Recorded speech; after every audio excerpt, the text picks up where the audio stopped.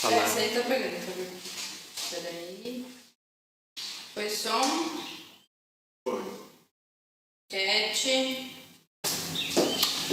Oi, eu sou o Renan, um dos gestores do Corredor 14. Hoje a gente está aqui para falar um pouco sobre o processo de construção e de curadoria e também do processo artístico da exposição da Júlia Pema, né? A exposição que chama Tramóia, que vocês estão acompanhando um pouquinho pelas redes sociais, né? É importante dizer que essa exposição faz parte do programa de exposições promovido pelo Corredor 14, né? Foi um projeto contemplado pelo edital da SEDAC, né? Via Lei Aldir Blanc, e que serviu para a gente reestruturar o espaço e também convidar esses artistas para estarem montando exposições individuais com o fim de dar visibilidade ao trabalho desses artistas locais, né? Então a Júlia propôs que a gente fizesse essa fala aqui hoje enquanto a gente borda, né, que condiz com todo o processo e construção dessa tramóia, assim. Oi, eu sou a Júlia. Como o Renan estava falando, eu pensei na gente começar costurando, bordando aqui, para falar de corpo inteiro de dentro desse lugar da costura e do bordar, que são lentos e meditativos, mas também descontraídos.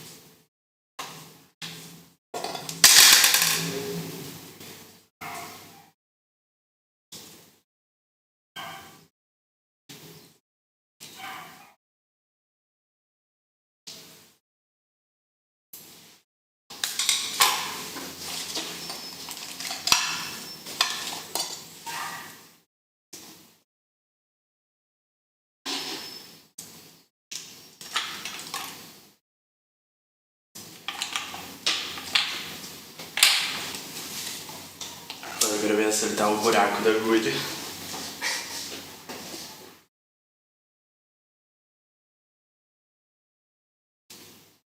Eu peguei uma que tem o buraquinho bem grande.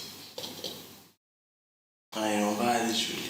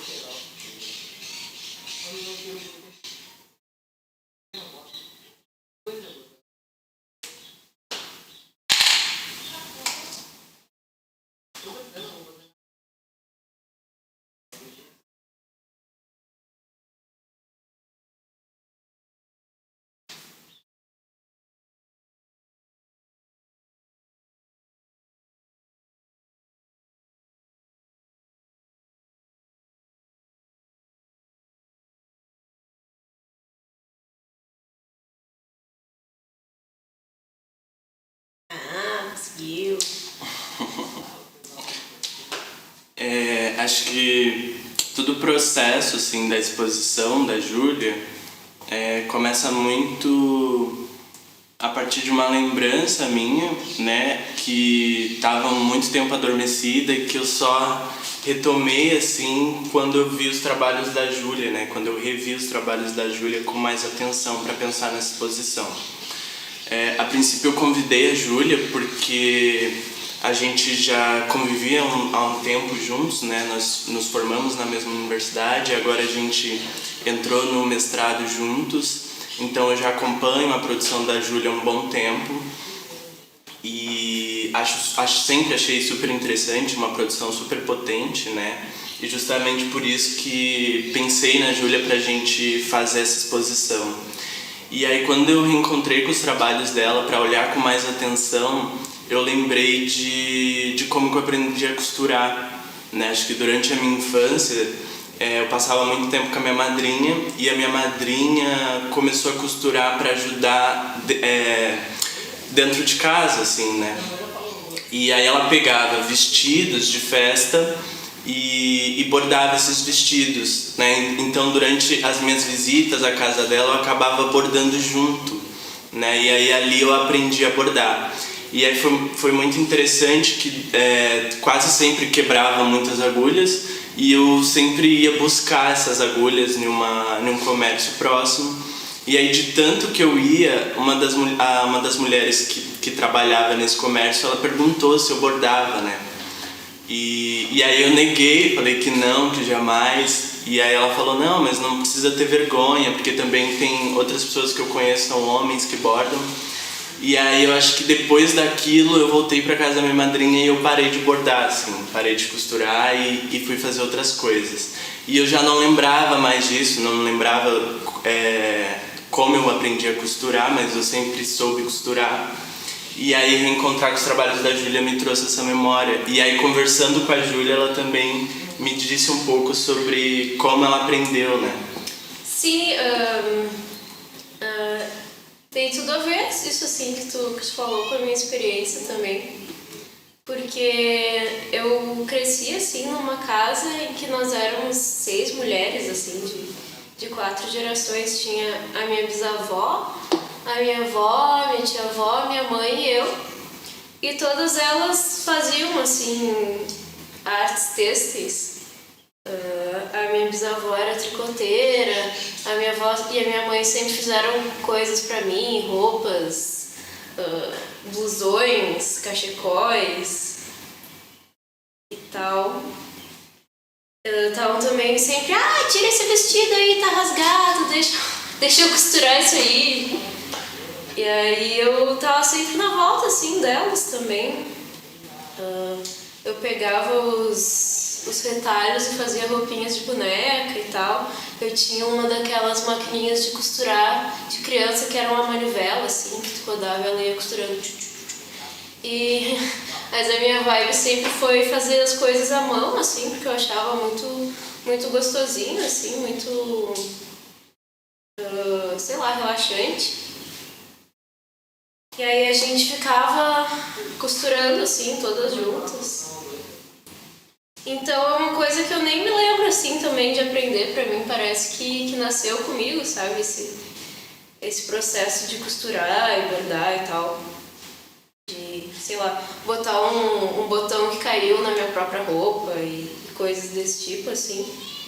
E aí quando eu entrei na faculdade de artes, né? Artes bacharelato,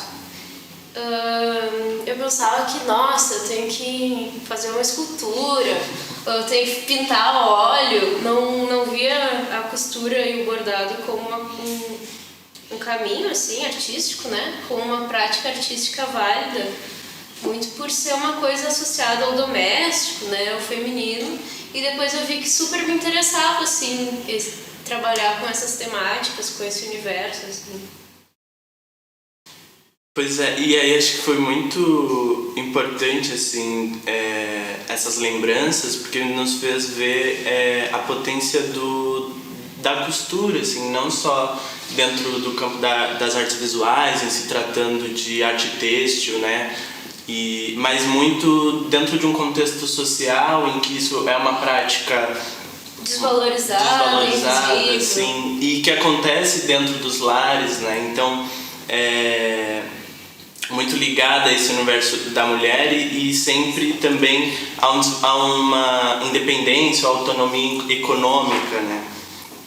E aí isso foi juntando com outras referências também que a gente foi encontrando, né? E aí tem uma referência muito legal de um dos trabalhos que a Júlia fez com outra artista que chama Pamela Fogaça, que é o trabalho Mamilos. Não! Quer dizer, mamíferas, né? E aí é um trabalho que elas, durante a construção, elas foram costurando esse trabalho e conversando, né? E acho que tu pode falar melhor do que eu como é que foi isso. Sim, isso que a gente está fazendo aqui, de sentar para estar junto e costurar e conversando, é um processo que eu tenho em muitos dos meus trabalhos que eu faço com amigas e amigos e tal. Que a gente se junta pra costurar e ver o que sai disso, assim. E aí esse trabalho mamífera surgiu de várias tardes em que eu e a Pamela nos juntamos para costurar e ficamos conversando sobre as nossas experiências, né, enquanto mulher, enquanto corpo feminino, e a gente viu que tinha muita coisa a ver, né, e fez esse trabalho aí. E aí tinha a questão da fofoca, né, e do livro da Silvia Federici, e sobre como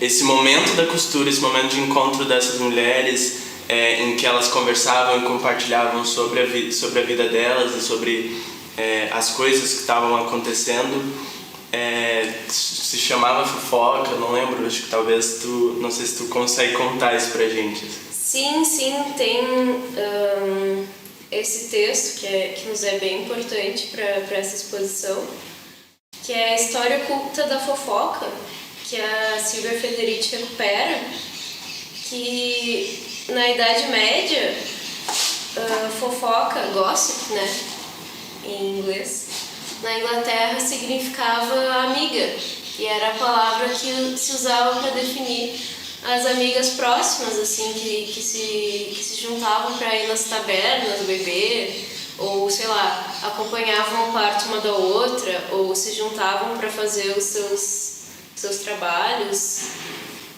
E com o tempo esse termo foi adquirindo esse significado negativo, né, de uma conversa improdutiva ou maldizente que cria discórdia, ao mesmo tempo que as mulheres foram sendo desvalorizadas socialmente, né? E aí teve essa política de fazer com que elas se afastassem umas das outras e ficassem presas só às suas famílias e tal. E aí acho que isso foi assim um dos estopins pra gente pensar tanto a exposição como um todo, quanto principalmente o título, né? Porque a gente começou a pensar então e se quando essas mulheres se encontrassem, elas começassem a tramar um plano, elas começassem a bolar algum tipo de insurgência, né? E aí a gente chegou na palavra tramóia, que é quase que um plano que também tem esse significado mais pejorativo, né? A função da tramóia é sempre algo mais no sentido negativo, né?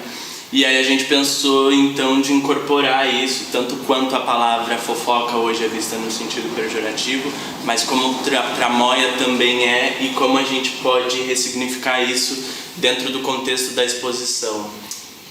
A gente pensou muito esse nome tramóia que o Renan trouxe, essa palavra, assim, como uma resistência secreta.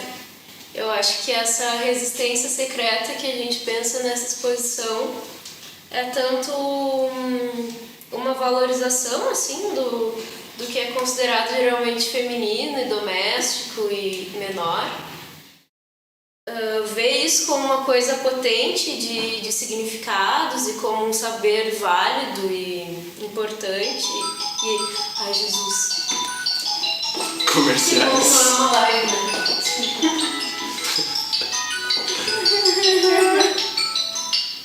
Que é? Pode continuar, tá tranquilo. Eu acho que eu falo tudo isso de novo, né? Olha, se tu lembrar, porque eu não lembro onde é que a gente tava. Tá. Bom, eu acho que essa tramóia, que é uma palavra que o Renan trouxe para ser algo próprio da exposição também, né? Diferente da fofoca, mas também no mesmo sentido. Essa tramóia que a gente propõe através da exposição é uma resistência secreta através da valorização do que é visto socialmente como feminino, né, associado historicamente à mulher e ao espaço doméstico, reconhecer essas coisas como importantes e essenciais e como saberes válidos que precisam ser discutidos e valorizados, e também como uma relação, assim, uma articulação entre mulheres, que a gente vê em alguns trabalhos que eu mostro aqui, que eu fiz com amigas, nesse mesmo processo de a gente se juntar para costurar e compartilhar experiências e tramar uma obra poética através dessas experiências compartilhadas, assim, de se enxergar na outra. Eu acho que o trabalho Nós, que é uma videoarte que está nessa exposição, né, acho que traz muito disso, assim, do que a Júlia acabou de dizer, e é um trabalho lindo, onde tem uma série de corpos, né, onde eles vão se costurando entre eles para uma camada de pele que é de nylon. E aí eles vão se costurando, e aí esse gesto, né, revela talvez para mim muito como esse plano da tramóia, muito como essa resistência ela vai se moldando e vai se perpetuando, né? Então, muito da maneira como a Júlia aprendeu a costurar ou a fazer outras coisas com essas mulheres da família dela, muito como eu aprendi também a costurar e a fazer outras coisas com as mulheres da minha família, de como essa força feminina, essa força matriarcal, ela vai se perpetuando assim dentro do nosso cotidiano, né? Pois é, a Silvia Federici fala, inclusive, nesse texto, esse texto da origem secreta da fofoca, né? Que se hoje em dia a fofoca é considerada essa conversa maldicente, né, de falar mal das pessoas, de fazer uma fofoca, de estar de segredinho, de plantar uma discórdia. Antigamente as mulheres eram vistas como as guardiãs do saber, sabe? As curandeiras, as parteiras, as casamenteiras que promoviam essas ligações entre as pessoas da aldeia, as conselheiras. E hoje em dia isso é apagado, a força, né? A gente é incentivado a ter uma competição umas com as outras e se achar, eu sou diferente das outras mulheres, né? Tudo que é feminino é visto socialmente como ruim, como menor. E aí esse trabalho eu faço com algumas amigas, que a gente criou uma roupa de nylon, assim, que veste o corpo inteiro, mas ao mesmo tempo é uma coisa meio transparente, que dá a impressão de que a gente tá peladas, para pensar também nesse tabu do corpo feminino, né? De apresentar o corpo não como uma coisa sensual e sexualizada, mas só como um corpo mesmo, assim, de um ser humano, de uma ser humana. E a gente vai fazendo uma costura nessas roupas, assim, que vai interligando os nossos corpos num corpo só. E fica muito aparente esse gesto de costurar, né? Esse movimento lento que vai sendo embalado pelo ritmo da respiração e vai contagiando, assim, um fluxo que passa de um corpo para o outro, assim, todo mundo no mesmo ritmo. E vai mostrando bem esse movimento da costura e do bordado, né? Em que a linha se infiltra na estrutura do tecido e quebra e modifica essa estrutura, se inserindo nela, que também eu penso muito como uma metáfora para essa resistência que a gente está propondo aqui e tal. E acho que talvez a gente fale um pouco do processo de construção de alguns trabalhos. Esses daqui, por exemplo, acho que como que tu chega nessas imagens que é meio que uma massa de pele, uma massa de corpo, né? Cheia de dobras e vai mostrando um pouco das camadas, assim. como é que tu chega nessas fotografias para depois pensar nesse bordado que vai sobre elas? Me interessa muito essa atmosfera íntima e secreta e aconchegante, assim, do interior da casa, sabe? E aí, então eu penso nessas partes meio secretas do corpo também, pensando nesse corpo como também uma casa. Então eu faço essas fotografias geralmente de mim mesma com o tripé, né, com a câmera no timer, e vou fazendo umas posições não usuais, assim, pra criar umas... Nada convencional. Tipo uma yoga inventada, assim. E pra criar essas áreas cinza, né, do corpo, que tu percebe que é uma pele, mas tu não consegue muito entender que parte do corpo é essa. Mas ao mesmo tempo são fotografias bem aproximadas que mostram esses poros, essas linhas da pele, pelos e sinais e tal. E aí como é que o bordado entra nisso, assim, depois de tu já ter essa fotografia? Sim, eu mando imprimir essas fotografias em tecido e crio esses desenhos sobre a fotografia com bordados e tal. Como também essa camada que vela o que está embaixo, né? Que torna isso mais secreto, mais íntimo, que precisa de uma aproximação corporal da pessoa que está vendo, que chegue pertinho assim para perceber esses detalhes. Sim, acho que tem alguns que é muito sutil, né, esse bordado, porque ele é branco, a linha é branca sobre uma fotografia cinza e aí fica bem sutil. Mas acho que me remete muito a quase que uma estruturação de casa, porque as imagens que tu nos oferece são imagens de casa, de construções arquitetônicas, assim, e me leva muito a pensar, tanto pela prática, por estar nesses bastidores e por essa imagem de corpo, a pensar nessa força matriarcal que vai construindo essa casa, que vai construindo ou estruturando isso que a gente entende como ambiente familiar, assim, né? E como isso é tão importante, e sempre como teu trabalho se remete sempre a esse interior da casa, ou esse cotidiano mais invisível, né? Uhum. E aí eu acho que isso se repete também em alguns outros trabalhos, como o Interiores, né, que é uma videoinstalação dentro dessa exposição. E aí eu acho que ali, quando tu traz os sons de algumas atividades que são feitas dentro de casa. Eu gravo o som, por exemplo, de lavar a louça ou da máquina de lavar. Tem também o som da vassoura raspando no chão, assim, do micro-ondas apitando, e sobreponho esses sons ao som da respiração. E também vou filmando esses detalhes dessa casa antiga em que eu morava. Por exemplo, os lugares em que a parede descasca e aparecem essas várias camadas de pintura, ou aparecem os tijolos e os pregos na parede com essas rachaduras que eles causam na parede. E sobreponho também imagens do corpo, da pele, né?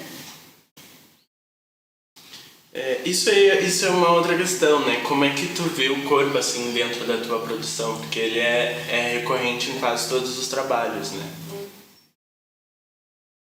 Me interessa muito pensar esse corpo feminino em que todas as coisas têm que ser de uma determinada forma, né, socialmente. A barriga chapada, a perna depilada, os cílios com extensão de cílios, os braços tonificados, sabe? Todos essas regras e esses tabus sobre o corpo feminino, sexy sem ser vulgar e, sabe? Roupas da moda. Pensar esse corpo como uma coisa bem natural, assim, como um tecido vivo que vai sofrendo essas marcas da vida que vai se modificando, uma coisa orgânica, e como os tecidos que eu utilizo na minha produção, assim, né? Que eu faço que eu amasso eles para ficar com rugas e que eu tinjo com diferentes materiais e tal, que vão sendo marcados e modificados pela vida. Massa. É legal dizer também que acho que antes de curador eu sou artista, né? E parte da minha produção também busca pensar o corpo, principalmente o corpo do espectador.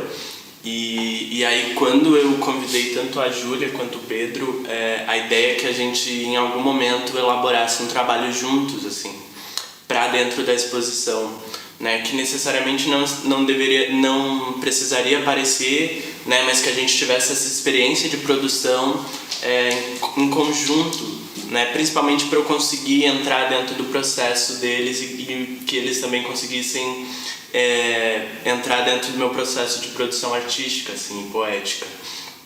E aí o que resultou disso, dessa nossa tentativa, assim, de trabalho em conjunto, foi a construção de um trabalho, né? Eu não sei se a gente chegou a dar título oficialmente para esse trabalho. Eu pensei no nome Sala de Estar. Eu tinha pensado em oficina de costura, mas... Bem direto ao ponto.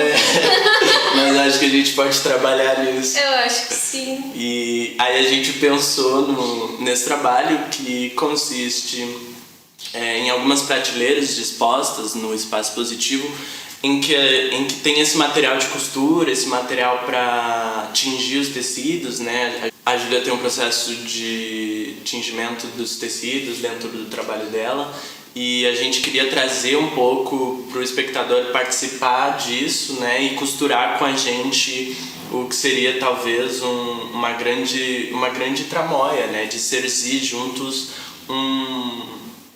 os retalhos, de juntar retalhos de tecidos, tanto que os espectadores pudessem trazer ou que já estivessem dispostos aqui, né?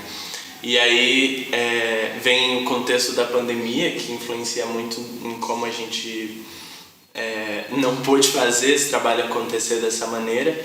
E aí a gente pensou então de seguir costurando aqui durante algumas tardes, ou costurar alguns outros materiais a fim de acionar esse ambiente de conversa, esse ambiente de fofoca mesmo entre eu, a Júlia e quem está participando da produção do programa de exposições.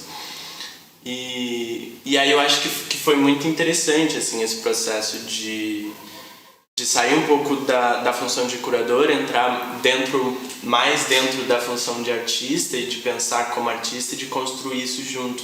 Daí eu até queria te perguntar como é que foi isso para ti também, esse processo de construção desse trabalho em específico.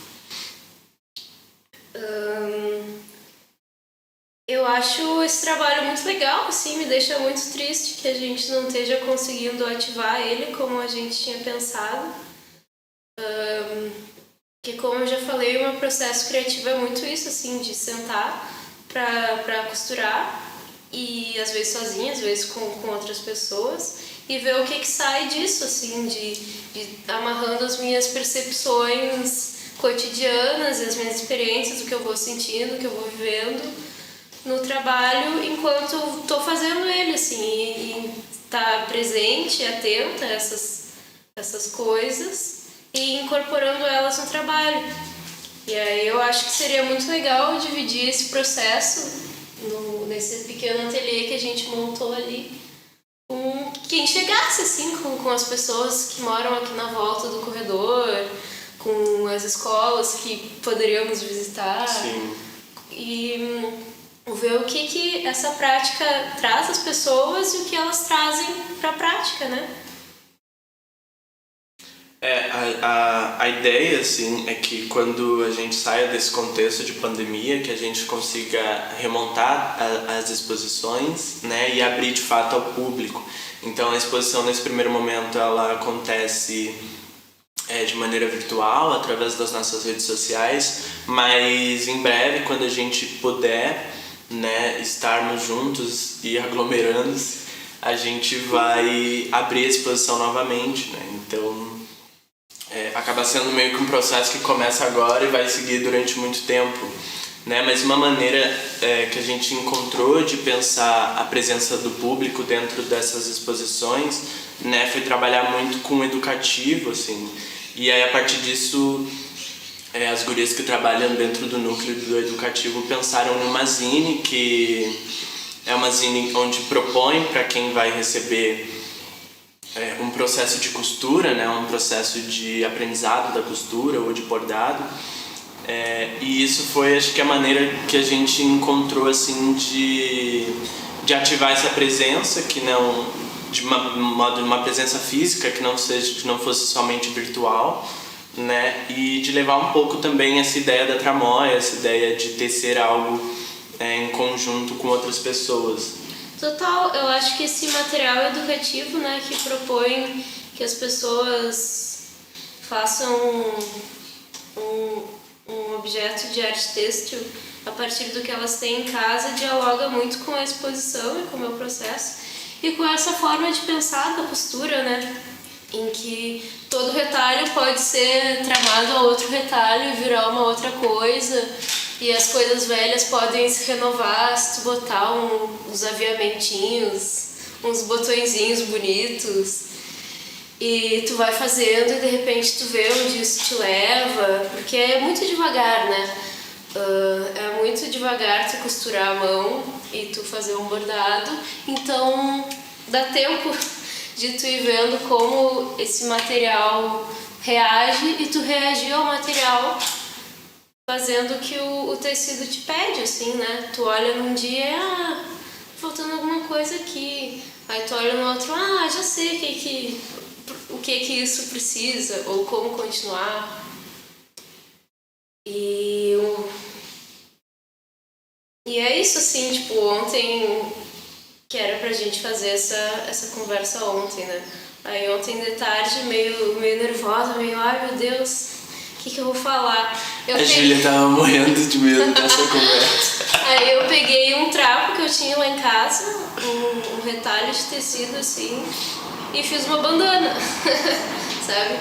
Esse pensamento, assim, que nada tá pronto, tudo pode virar outra coisa, se tramar com outra coisa e continuar. Massa. Eu acho que, no fim das contas, o processo está sendo um pouco esse, assim, né? De costurando tudo, uma coisa na outra, né? Acho que o processo é um pouco isso, né? E não sei mais, assim, algumas coisas que a gente poderia trazer para vocês sobre essa exposição. Não sei se tu tem mais algumas coisas para falar, Júlia. Como é que foi esse processo da exposição? Acho que é a tua primeira exposição individual, né? Uhum. E como é que foi essa experiência pra ti, assim? Foi muito legal, assim, muito intenso. E foi bem difícil também, porque fazia tempo que eu tava, assim, né, trancada em casa e tal, isolada, e não tava muito animada em produzir coisas novas, sabe? Então, foi um incentivo muito forte, assim, para reacender o processo criativo na minha vida, e também um movimento de me olhar, de olhar para os meus trabalhos, de pensar neles de novo, assim, de retramar esses retalhos antigos e de transformar eles numa coisa nova. E foi muito bonito, assim, estou muito feliz com o resultado também. Fico feliz, acho que um dos objetivos do programa como um todo era justamente, assim, de abrir um espaço de possibilidade, principalmente para os artistas mais próximos, assim, que a gente conhece, que tem uma grande produção, mas que não tem visibilidade, né? E acho que, ouvindo essa tua fala agora, acho que fico feliz de saber que ao menos isso te reativou a pensar novamente em produzir mais, ou articular os teus trabalhos novamente, né? Total.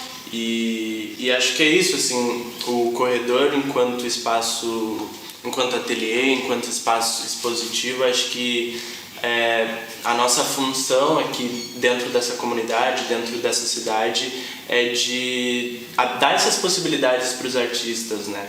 Tanto para os artistas locais, ou mesmo para trazer outros artistas, para apresentar produções de fora para quem está aqui na cidade, né? E aos poucos a gente vai tentando fazer isso, assim. E não sei, acho que é isso. Eu queria agradecer, então, a vocês que nos acompanharam, né? E sigam acompanhando aí as ações que a gente está fazendo da exposição da Júlia. Logo mais também vão ter a exposição do Pedro, né? E acho que é isso, a gente só tem a agradecer pelo apoio também que a gente está recebendo nas redes sociais. Acho que está muito massa assim, o retorno que as pessoas estão dando sobre as coisas que a gente está fazendo, tanto da exposição quanto do corredor, de modo geral. E é isso. Não sei se você quer falar alguma coisa mais, Júlia.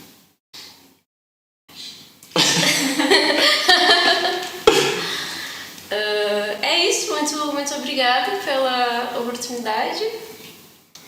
E é isso.